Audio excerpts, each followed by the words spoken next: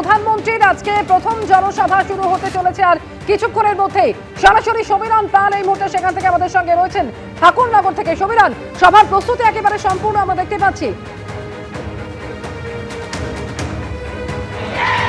দেখো, মতুয়া অধ্যুষিত এলাকাতে দ্বিতীয় দফায় নির্বাচন, আর এই গুরুত্বপূর্ণ নির্বাচনের ঠিক কয়েকদিন আগেই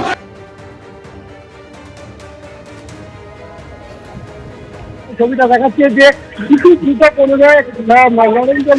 2:15 নরেন্দ্র মোদী হেলিকপ্টার এসে পৌঁছবে ঠাকুরনগর মেলার মাঠে। সেখান থেকে তিনি সরাসরি হরিচাঁদ গুরুচাঁদ মন্দিরে যাবেন, সেখানে পুজো দেবেন। পুজো দেওয়ার পরপরই তিনি এই সভাস্থলে এসে পৌঁছবেন।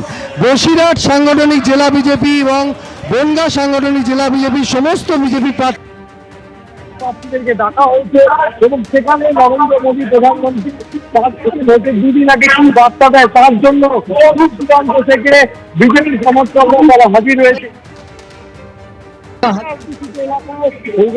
এবং সেখানে দ্বিতীয় দফা ভোটে এই মতুয়া ভোট ব্যাংক কোন দিকে যাবে এই নিয়ে যখন দুদিন পক্ষ বিজেপি তৃণমূলের মধ্যে দড়ি টানাটানি হচ্ছে গুরুত্বপূর্ণ মুহূর্তে। একেবারে অর্থাৎ আমরা দেখতেই পাচ্ছি ঠাকুরনগরে যেখানে আজকে প্রথম সভা আর কিছুক্ষণ পরেই করতে চলেছেন প্রধানমন্ত্রী, সভার প্রস্তুতি একেবারে চূড়ান্ত পর্যায়ে বলা যায়। ধন্যবাদ সমীরণ তোমাকে।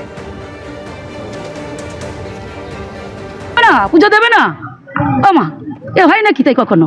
এ তো ভোট, এখন তো ভোটে হরি ঠাকুরের পথে আসতেই হবে, মতোদের ভোট নিতে হবে।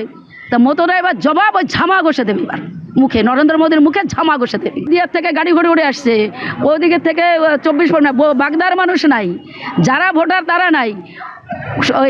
আজকে তারা বিজেপিরা নিয়ে এসছে বিভিন্ন জায়গা থেকে গাড়ি ভরে ভরে লোক নিয়ে আসছে, ভোট তো এখানে দেবে না। আর কালকে দেখা যাবে কত ওখানে মতোরা আসে। পেটানো হবে একদম পরিষ্কার, কালো পতাকা নিয়ে যে কটা দাঁড়াবে আশপাশে সব কটাকে একদম কেলিয়ে বৃন্দাবন পাঠিয়ে দেওয়া। যে ভাষায় কথা শুনতে ভালোবাসে তাকে সেই ভাষায় কথা শোনা।